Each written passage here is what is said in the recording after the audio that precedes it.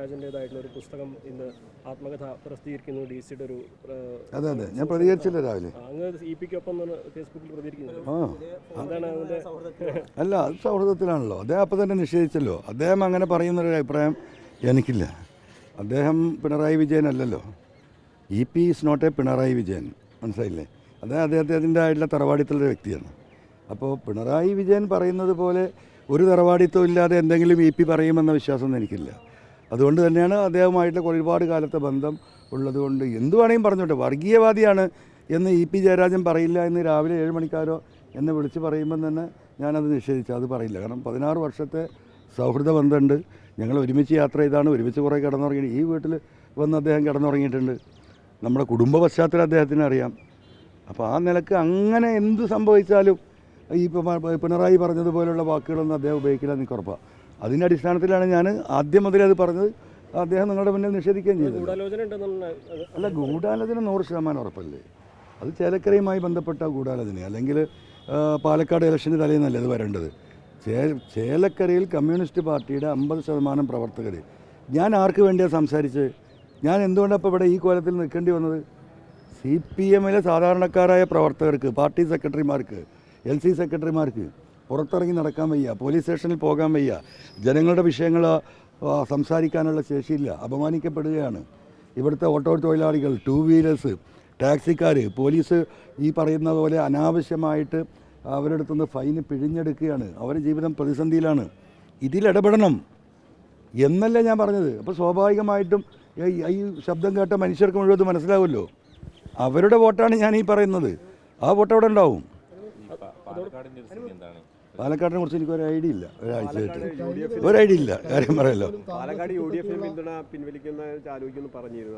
അതൊക്കെ അടിസ്ഥാനരഹിതമാണ്. കാരണം ഒരു വാക്ക് നമ്മൾ പറഞ്ഞിട്ട് വാക്ക് മാറുന്ന പ്രശ്നമേ ഇവിടെ ഇല്ല.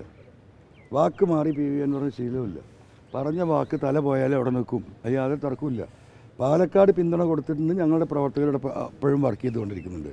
പക്ഷേ പാലക്കാട് വളരെ മോശമായിട്ടാണ് സ്ഥാനാർത്ഥി, അത് പറയുന്ന UDF നേതാക്കൾ, പിൻവലിക്കപ്പെട്ട സ്ഥാനാർത്ഥി മിൻഹാജ്, അദ്ദേഹത്തെ ഒന്ന് കാണാനോ അദ്ദേഹത്തോട് പിന്തുണ അർത്ഥിക്കാനോ UDF നേതൃത്വം ഒരു മാന്യതയും കാണിച്ചിട്ടില്ല. അതൊരു വസ്തുതയാണ്. അതിലവിടുത്തെ പ്രവർത്തകർക്ക് വിഷമമുണ്ട്. ഞാൻ പറഞ്ഞു മിൻഹാജിനോട് ഒരു കാരണവശാലും അവരുടെ മാന്യത നോക്കണ്ട. അവരെ കണ്ടിട്ടല്ല നമ്മൾ പിന്തുണച്ച്. നമ്മൾ പൊതുസമൂഹത്തിൻ്റെ ആവശ്യപ്രകാരമാണ് പിന്തുണച്ച്. നമ്മൾ മുന്നോട്ട് പോയിട്ട് BJP-ക്കെതിരെയുള്ള സ്ഥാനാർത്ഥി എന്ന നിലക്ക് ഈ പറയുന്ന രാഹുലിനെ ജയിപ്പിക്കാനുള്ള പ്രവൃത്തിയായിട്ട് മുന്നോട്ട് പോകണം. അതങ്ങനെ നടക്കുന്നുണ്ട്. അതേസമയം തന്നെ പൊന്നാനി പീഡന കേസിലെ ഹൈക്കോടതി ഡിവിഷൻ ബെഞ്ച് ആ പൊന്നാനി പീഡന കേസ് തള്ളിയിട്ടില്ല. ഇങ്ങനെ വാർത്ത കൊടുക്കരുത്. കോടതി എന്താ പറഞ്ഞത്?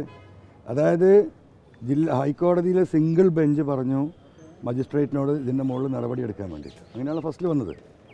അപ്പോൾ ഇതിൽ പ്രതിയാക്കപ്പെട്ട ഒരു പോലീസ് ഉദ്യോഗസ്ഥൻ ഡിവിഷണൽ ബെഞ്ചിൽ പോയിട്ട് പരാതി കൊടുത്തു.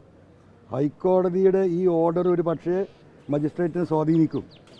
അതുകൊണ്ട് അങ്ങനെ സ്വാധീനിക്കപ്പെട്ട ഒരു സാഹചര്യം ഉണ്ടെങ്കിൽ അത് ഒഴിവാക്കി തരണമെന്ന് പറഞ്ഞു. ഡിവിഷണൽ ബെഞ്ച് ഇന്നെന്താ പറഞ്ഞത്? മജിസ്ട്രേറ്റിനോട് പറഞ്ഞു, ഞങ്ങൾ പറഞ്ഞു എന്നുള്ളത് കൊണ്ട് നിങ്ങളതിൻ്റെ മുകളിൽ തീരുമാനം എടുക്കണം. നിങ്ങൾക്ക് സ്വന്തമായിട്ട് ആലോചിച്ച് യുക്തമെന്ന് തോന്നുന്ന, ശരിയെന്ന് തോന്നുന്ന, നീതി എന്ന് തോന്നുന്ന തീരുമാനം നിങ്ങൾ എടുത്തോളൂ എന്നാണ് കോടതി പറഞ്ഞിട്ടുള്ളത്. അല്ല, കേസെടുക്കാനുള്ള ഒരു ഇതല്ലേ ഡിവിഷൻ ബെഞ്ച് വേണ്ടെന്ന് പറഞ്ഞത്?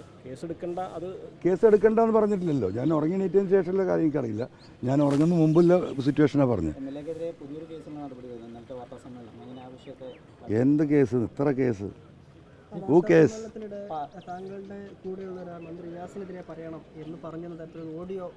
അല്ല. അപ്പോൾ വാർത്തകൾ വരുന്നത് റിയാസിനെതിരെ 25 ലക്ഷം അവിടെ പിടിച്ച കാര്യമാണ്. അത് അദ്ദേഹം കാണിച്ചു തന്നാണ്. അത്രയേ ഉള്ളൂ. അതൊക്കെ അങ്ങോട്ടും ഇങ്ങോട്ടും കാണിച്ചു കൊടുക്കും. ഞാൻ ഇവിടെ പ്രസംഗിച്ചുകൊണ്ടിരിക്കുമ്പോൾ ഒരു ഫോണിൽ വരുന്ന മെസ്സേജ് നോക്കാൻ പറ്റും. അപ്പോൾ കൂടെ ഉള്ളവരത് കാണിച്ചു തരും. അത്രയേ ഉള്ളൂ. എന്ത് ബുദ്ധിമുട്ടാണ്? ഞാൻ സുഖമായിട്ടൊന്നും ഉറങ്ങി. 10 ദിവസമായിട്ട് ഉറങ്ങിയിട്ടില്ല. 2 മണിക്കൂർ 3 മണിക്കൂറാണ്. ഇന്ന് 1 മണിക്കൂറിന് ശേഷം ഉറങ്ങി.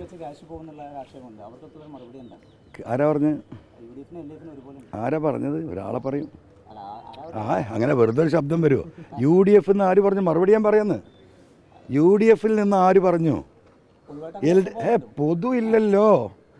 ഒരാളങ്ങനെ പറയാത്തൊരു ശബ്ദം ഉണ്ടാവും. UDF എന്ന് ആര് പറഞ്ഞു? LDF എന്ന് ആര് പറഞ്ഞു? അൻവറിൻ്റെ സ്ഥാനാർത്ഥിക്ക് കെട്ടിവച്ച കാശ് കിട്ടില്ലെന്ന് ആളെ പേര് പറയുങ്ങൾ. പേര് പറഞ്ഞാൽ മറുപടി ഇപ്പോൾ പറഞ്ഞുതരാന്ന്. ഇന്ന് രാവിലെ പി കെ ബഷീറിനെ കണ്ട സമയത്ത് പിന്നെ EP അൻവറിനൊപ്പം കൂടുമെന്ന് ചോദിച്ചപ്പോൾ പറഞ്ഞത് EP അങ്ങനെ ഒരു മണ്ടത്തരം ചെയ്യില്ല എന്നാണ്. അത് ഈ മണ്ട പോയ തെങ്ങിൻ്റെ ആളുകൾ കുറേ ഉണ്ട് ഇവിടെ, മനസ്സിലായില്ല. അപ്പോൾ ആ തരത്തിലുള്ള പല മറുപടികളുണ്ടാവും. അത് പോട്ടെ. എന്താണെങ്കിലും ചേലക്കരയിൽ അപ്പോൾ ആത്മവിശ്വാസത്തോടെ തന്നെയാണ് ഇപ്പോൾ ഏറ്റവും പിന്നെ നമ്മൾ ആത്മവിശ്വാസം, നമ്മൾ 10,000 വോട്ട് പിടിക്കാൻ പോയതാണ്. നമ്മൾ ഈ പറയുന്ന പൊളിറ്റിക്കൽ എന്താ പറയുക ഇഷ്യൂസിൻ്റെ മുകളിൽ അതിൻ്റെ ഈ കേരളത്തിലെ നമുക്കറിയാമല്ലോ അതിപ്രസരമുള്ള രാഷ്ട്രീയമുള്ള നാടാണ്. അപ്പോൾ ഒരു ബന്ധവുമില്ലാത്ത നാട്ടിലേക്കാണ് പോയത്. പാറപ്പുറം എന്ന് വേണമെങ്കിൽ പറയാം. ഒരു മനുഷ്യനില്ല, സകല സ്ഥലത്ത് ആ പാറയിൽ പോയി കുഴിച്ചാണ് ഞങ്ങൾ ഈ കാര്യങ്ങൾ ഇതുവരെ പറഞ്ഞത്. അവിടെയാണ് ഞാൻ നിവർന്നു നിന്ന് നിങ്ങളോട് പറയുന്നു 20,000 വോട്ടിൻ്റെ മുകളിലേക്ക് സ്ഥാനാർത്ഥിയുടെ ജയം വരെ എത്താം എന്നതാണ് ഞാൻ മനസ്സിലാക്കുന്നത്. പ്രസ്ഥാനത്തിൻ്റെ മുന്നോട്ട് പോക്കിന് ഈ ചേലക്കരയിൽ നേടുന്ന വോട്ടുകൾ വലിയ പ്രധാനപ്പെട്ടതാണ് ഭാവി പരിപാടികൾക്ക് അല്ലേ? അങ്ങനെയൊന്നുമില്ല. അവിടെ ഇനിയിപ്പോൾ വോട്ടിട്ടില്ലെങ്കിൽ പരിപാടി നിർത്തി പോകാൻ പറ്റുമോ? നമ്മളിപ്പോൾ ഈ മലയോര മേഖലയിലെ സമരമായിട്ട് മുന്നോട്ട് പോകണം.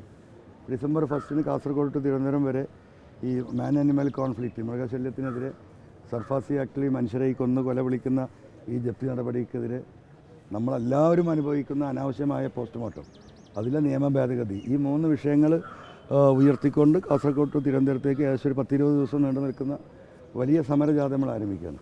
നമ്മൾ മുന്നോട്ട് പോകും. അതൊന്നും ഇപ്പോൾ ചേലക്കരയിലെ വോട്ടിൻ്റെ എണ്ണം നോക്കിയിട്ടല്ല, നമ്മൾ മുന്നോട്ട് പോകും നമ്മുടെ രാഷ്ട്രീയമായിട്ട്.